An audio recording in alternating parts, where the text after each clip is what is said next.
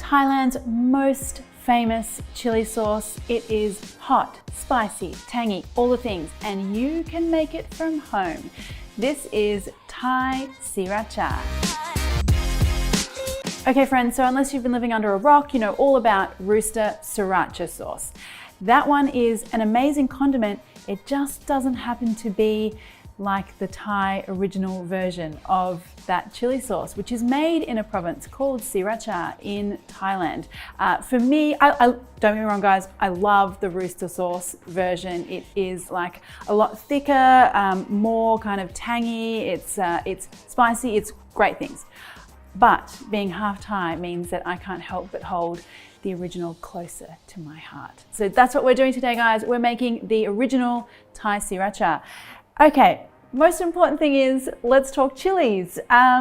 You are going to have different chilies to me because we don't live in the same area pretty much, unless you do live near me, which, hello neighbor. But anyway, what you should do is grab a hold of, I've got just some large chilies here. These actually happen to be quite spicy. Typically in Australia, which is where I am at the moment, these are not spicy, but I did this earlier in the day. And then I did this because these are actually really hot. So I'm actually just going to use these. Typically I might add in some bird's eye chilies if these are really mild, but they're not mild, they're hot. So find a mild, medium or hot chili that you love in your area and use that. We just want to take our chilies, and I like to remove most of this inner part of the chili. I don't want too many seeds in my sauce. A few seeds is fine, but I don't want too many in there. And removing some of that white pith is actually going to take some of the sting out of the chili as well. Just want to rough chop and into a large saucepan. And yes, this is the most laborious part of the recipe. Make sure you don't touch your face. I have natural goggles here, so I'm good.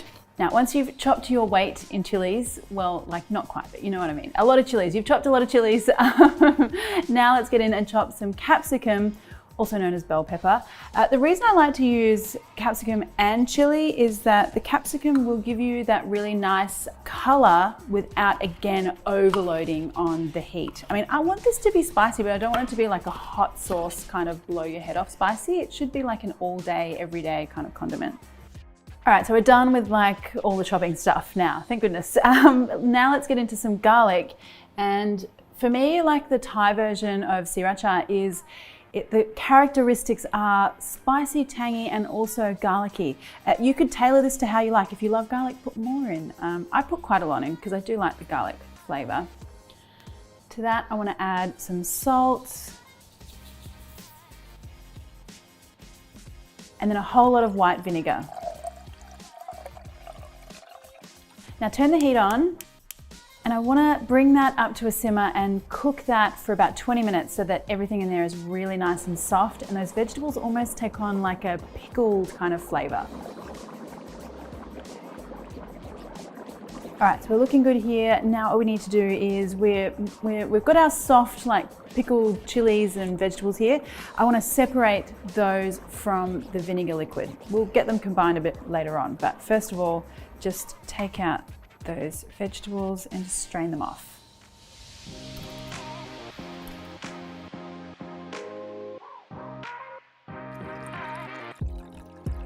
Now scoop the chilies and the capsicum and the garlic into a blender, and you want to blend this to a really smooth paste.